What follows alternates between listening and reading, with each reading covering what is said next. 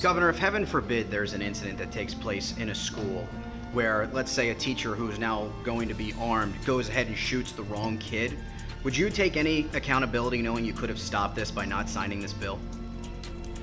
NANI?! Dynamite! Plan is to continue the show with 2 more stories. So let's have some fun with it. Let's get into the deep dive details of it, shall we? Hey, how you guys doing? My name's Cheryl. I want to cover a story about what happens when you you ever know you have to do something and you put off doing it all day, and then it just snowballs, and finally the end of the day it comes and boom, it's becoming a headache. Well, that's currently what's going on right now in Ohio. I wanted to say Iowa, but I think it's Ohio.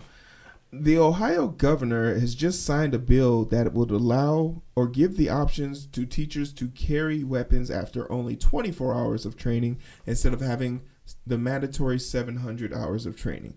And this is in a response to the Uvalde school shooting. And I just want to say, if you wanted to stop traffic, you would remove cars from the traffic in order to prevent traffic. If you wanted to stop a diabetic from going into a sugar coma, you would remove sugar. If you wanted to stop kids from being shot by guns, your solution isn't to remove guns, but to put more guns in the building. And we're going to talk about why this is a bad idea on so many different levels. Let us take a closer look at some facts. Ohio responds to Uvalde armed teachers and using $117 million to do it. And that is not okay. Can we just talk about how they bypassed mental health, how they bypassed social workers, how they bypassed child protection, anything else other than giving more weapons? It's just crazy to me that we, when we look back at ourselves in 100 years, I hope we're able to as blatantly point out how stupid this was as we are able to point out how dumb and how bad Jackson is, or how dumb and how bad Abraham Lincoln was. It's just crazy to me that this was considered a good idea. Responding to the spate of gun violence in American schools and communities, Ohio Republicans have offered 2-pronged approach: gun and money. Last week, Republican state lawmakers passed a legislation that will allow local boards of education to allow teachers to carry firearms up to 24 hours after their training. And that's the requirement. The grant, in addition, the lawmakers appropriated $105 million within the broader spending package targeted towards preventing school shootings. Of that, $100 million goes to grants for up to $100K for preschools and building for security measures. We are willing to spend $100,000 on security measures and training teachers to use guns, but we refuse to give kids free lunch in schools. We refuse to have school buses to pick kids up who live 3 miles out from the school. We refuse to have health care, mental health evaluation. It's crazy. And Ohio residents' firearm deaths by year as causes. So, and you want to know something that's interesting? This correlation is very plain to see. In 2007, there were less guns than there are now in 2021. So therefore, there were less deaths. It's just that simple. The correlation is there in front of them. But I guess we're not equipped or prepared yet. But I really enjoyed the deep dive that we got from your boy Philly DeFranco. And it's not every day that I enjoy his analysis, but I would love to definitely hear. There's actually a part of this that was really incredible to hear. guns in the news because while nationally speaking, it feels like a lot of conversation is about tightening gun restrictions, some places like Ohio are taking a different approach. Instead, loosening restrictions, with Republican Governor Mike DeWine signing a bill into law yesterday that makes it dramatically easier for teachers to arm themselves in the classroom. Right, so the teachers in the state could already carry firearms, but they needed 700 hours of training as a peace officer and the permission of their school board. Now, come this fall semester, thanks to DeWine signing this into law, staff will only need 24 hours of training to carry a gun, plus the same approval from the board. With 4 of those hours consisting of scenario-based training and a maximum of 20 more going towards first aid training, history of school shootings, and reunification education. With DeWine directing the Ohio School Safety Center to require the full 24 hours of initial training plus 8 hours each year for requalification. Now, to be clear, the law does not mandate that all school districts allow staff to carry guns. Instead, the districts can decide that themselves. And with that, you have some areas making the decision to not follow the governor's lead. Like Cleveland's mayor saying last week that the city won't be arming teachers, the city of Columbus also refusing to change its policy. Also, I should mention in related news, another state law also went into effect the same day, letting adults over 21 conceal carry firearms without a permit, training classes, or background checks. And so with all of this, you saw one reporter challenging DeWine on the new law for school. Before this clip plays, there's something terrifying about knowing that you can open carry or conceal carry a weapon and being black, because Tamir Rice, who was from Ohio, which was already open carry state, was shot in under 2 seconds. It's crazy. It's crazy because we've already seen the example of what's going to happen to black and brown people in this scenario. Governor, if heaven forbid there's an incident that takes place in a school where, let's say, a teacher who's now going to be armed goes ahead and shoots the wrong kid, would you take any accountability knowing you could have stopped this by not signing this bill?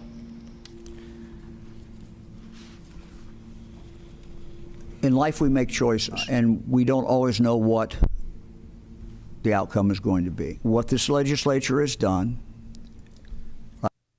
Tell me you don't give a fuck about what happens to kids in the poorest parts of your community without telling me you don't give a fuck about kids in the poorest part of your community. This asshole will go first. I've done by signing it,